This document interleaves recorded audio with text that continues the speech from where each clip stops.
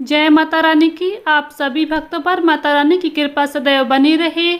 3 अक्टूबर से शारदीय नवरात्रि की शुरुआत होने वाली है और नवरात्रि का पहला दिन मां शैलपुत्री को समर्पित है। इस दिन इनका विधि विधान से पूजन किया जाता है। ग्रंथों के अनुसार मां शैलपुत्री के माथे पर अर्धचंद्र सुशोभित है और कहा जाता है कि यदि इनका पूजन विधि विधान के साथ किया जाए तो व्यक्ति की कुंडली में मौजूद चंद्र दोष दूर होता है। नवरात्रि के पहले दिन कलश स्थापना के साथ ही पूजा आरंभ की जाती है और दुर्गा चालीसा के पाठ के बाद पूजा संपन्न होती है।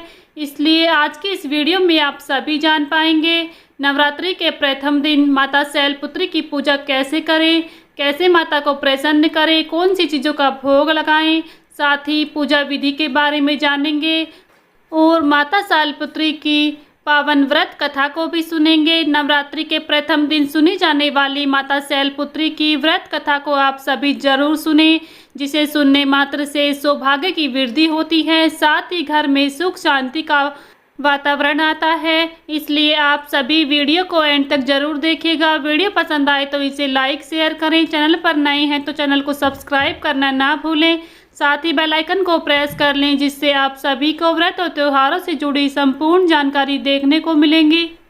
पर्वतराज हिमालय की पुत्री पार्वती के स्वरूप में साक्षात शैलपुत्री की पूजा देवी के मंडपों से पहले नवरात्र के पहले दिन होती है। माता शैलपुत्री का स्वरूप बेहद शांत और सरल है। माता ने दाएं हाथ में त्रिशूल और बाएं हाथ में कमल धारण किया हुआ है। यह नंदी नामक बैल पर सवार संपूर्ण हिमालय पर विराजमान है। यह वृषभ वाहन शिवा का ही स्वरूप है। घोर तपस्या करने वाली माता शैलपुत्री समस्त वन्य जीव जंतुओं की रक्षा भी करती हैं। नवरात्रि के प्रथम दिन घट स्थापना की जाती है, यानी कलश की स्थापना की जाती है, जो कि नवरात्रों में बहुत ही जरूरी होती है। कलश स्थापना करने से घर में सुख शांति आती है और साथ ही माता का आगमन किया जाता है। कलश स्थापना यानी पूजा स्थल में तांबे या मिट्टी का कलश स्थापन किया जाता है, जो लगातार 9 दिन तक इस स्थान पर रखा जाता है। घट स्थापना हेतु गंगा जल, नारियल, लाल कपड़ा, मोली, रोली, चंदन, पान, सुपारी, धूप बत्ती, घी का दीपक, ताजे फल, फूल माला, बेल पत्रों की माला, एक थाली में चावल आदि पूजन सामग्री आपको लेनी है। नवरात्रि में कलश स्थापना का खास महत्व है। कलश को देवी माँ का प्रतीक माना जाता है और इसमें संपूर्ण ब्रह्मांड का निवास माना जाता है। कलश स्थापना के माध्यम से देवी माँ को घर में आमंत्रित किया जाता है। माना जाता है कि कलश में देवी माँ का वास होता है और पूरे नवरात्र के दौरान देवी माँ की पूजा इसी कलश के माध्यम से की जाती है। कलश स्थापना के लिए शुभ मुहूर्त का विशेष महत्व है। आइए जानते हैं इस साल कलश स्थापना का शुभ मुहूर्त क्या रहेगा। शारदीय नवरात्रि के पहले दिन कलश स्थापना करने के लिए 2 शुभ मुहूर्त बन रहे हैं। कलश स्थापना के लिए पहला शुभ मुहूर्त सुबह 6:15 से 7:22 तक है और घट स्थापना के लिए आपको 1 घंटा 6 मिनट का समय मिलेगा। इसके अलावा दोपहर में भी कलश स्थापना का शुभ मुहूर्त अभिजीत मुहूर्त है।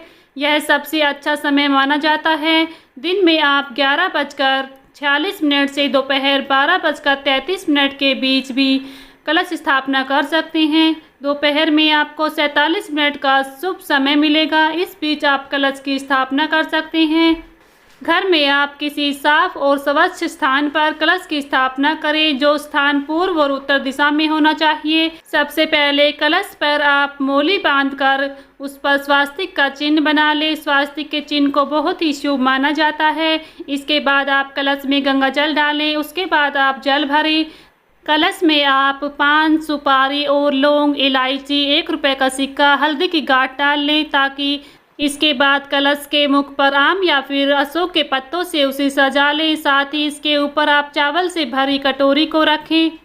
कलश की स्थापना करने से पहले आप चौकी पर लाल और पीले रंग का वस्त्र बिछा सकते हैं। इसके बाद आप उस पर अष्टदल कमल बनाकर आप कलश को स्थापित करें। देवी माँ के मंत्रों का जाप करें, कलश में जल चढ़ाएं और धूप दीप करें। इसके बाद चौकी पर माता दुर्गा के मूर्ति या फिर तस्वीर, फोटो स्थापित करें। इसके बाद पूरे परिवार के साथ विधि विधान के साथ कलश स्थापना की जाती है। घट स्थापना के बाद माता शैलपुत्री का ध्यान मंत्र का जाप करें और व्रत का संकल्प लें। माँ दुर्गा की पहली शक्ति माता शैलपुत्री की पूजा षोडश उपचार विधि से की जाती है। इनकी पूजा में सभी नदियों, तीर्थों, दिशाओं का आवाहन किया जाता है। इसके बाद माता को कुमकुम लगाएं और सफ़ेद, पीले, लाल फूल माता को अर्पित करें। इसके बाद घी का दीपक जलाकर माता की आरती करें और फिर माता की कथा पढ़ें, दुर्गा चालीसा का पाठ करें, स्तुति करें, दुर्गा सप्तमी का पाठ आदि कर सकती हैं।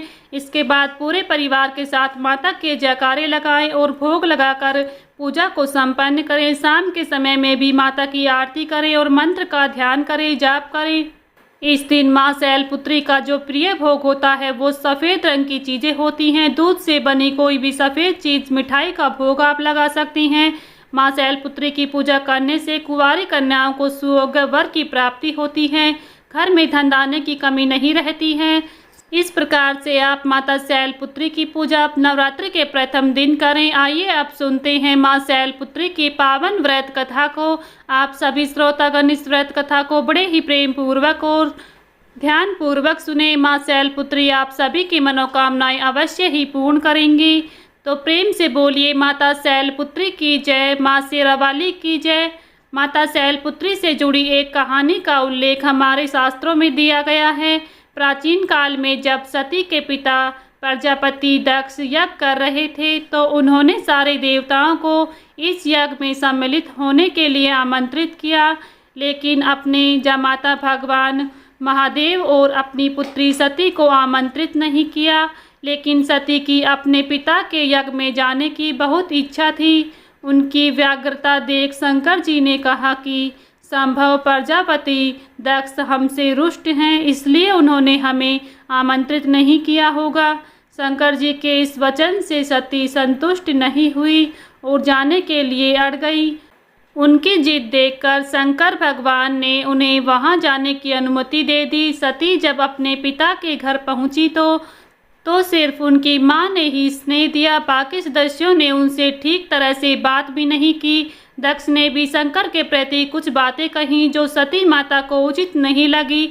अपने पति का तिरस्कार होता देख उन्होंने योग अग्नि से अपने आप को भस्म कर लिया। जब शंकर को सती के भस्म होने के बारे में पता चला तो वे क्रोधित हो गए और उन्होंने दक्ष के यज्ञ का विध्वंस करा दिया। यही सती अगले जन्म में शैलराज हिमालय की पुत्री के रूप में जन्मी और शैलपुत्री कहलाई।